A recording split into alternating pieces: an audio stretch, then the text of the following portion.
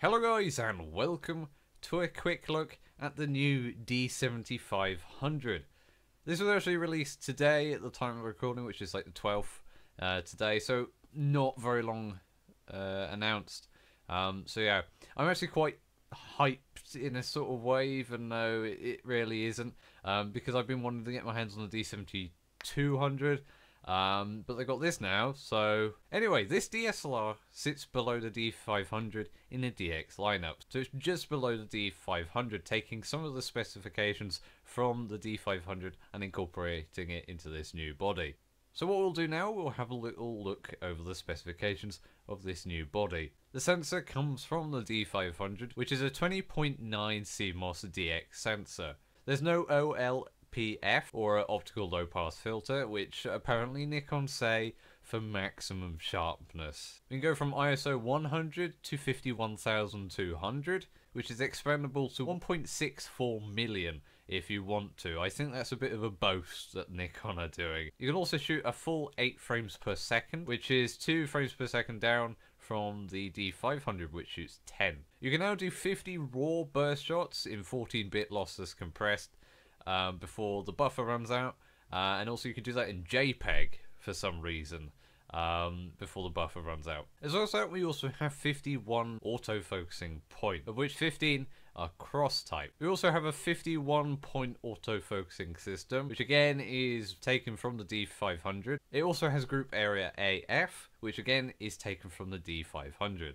I don't know about you, but when I shoot, I don't take much into detail with the LCD. All I do is just look at it, whether, I shoot video, but I don't use it for, actually taking photos, because you get the viewfinder, of course. But with this, you've got a 3.2 inch slim tilting touchscreen. I see how the touchscreen comes in, but I don't see how tilting and stuff like that, I guess in some situations it could, but for me personally, I don't see how it will come in use. A thing that I absolutely like about this is that you now have comprehensive weather sealing in this body. That makes it somewhat protected whenever you go out in the rain, for example. Although, don't expect it to survive if you dunk it under some water. As well as that, we have a deep grip. Now, I always like Nikon for their actual grips. I think they're really solid and really great. But what I really want to see, and I've tweeted to Nikon about this, is whether they're going to be adding an accessory with this as a vertical grip, which I think I'd love. I mean, I've always been a big fan of the D5 and the D4S and the D4 with the big grip at the bottom, when you turn it vertical. I think if they got an accessory for that, I think it's going to be absolutely great. And if they do, I would definitely get that for this DSLR. For storage, we have two UHS 1, not UHS 2, SD card slots, which is a bit yeah.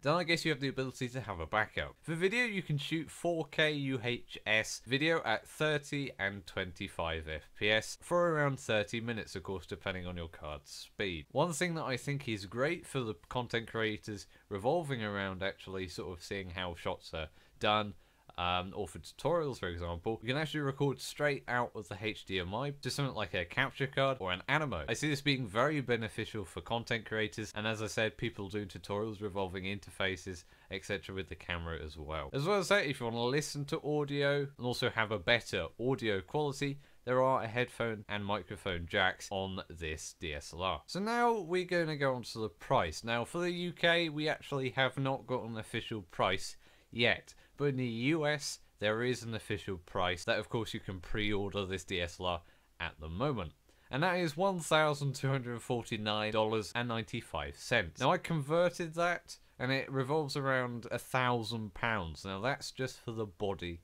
itself. Now of course you can buy the version with a DX lens, which I have forgotten, it's around probably a 55 to 150, I'm not 100% sure. I think this is going to be a really nice DSLR to use, and I hope to get my hands on it in the future. Also, Nikon, definitely release a vertical grip for it, just like you did with the 7200 and the 7100. I think that's going to be really beneficial for users with this DSLR. Anyway guys, are you looking forward to this DSLR? I know I certainly am. Comment down below what you think about it. Anyway guys, have a wonderful rest of your day. I'll be seeing you soon, and yes, bye bye.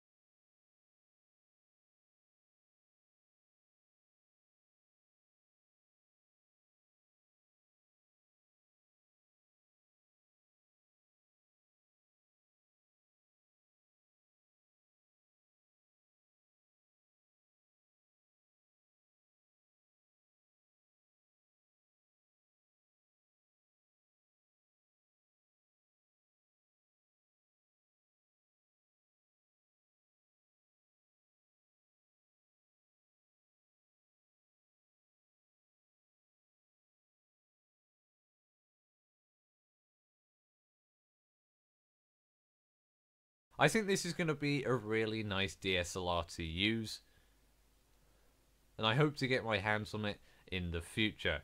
Also, Nikon, if you can, definitely release a grip. Definitely release a vertical grip for it.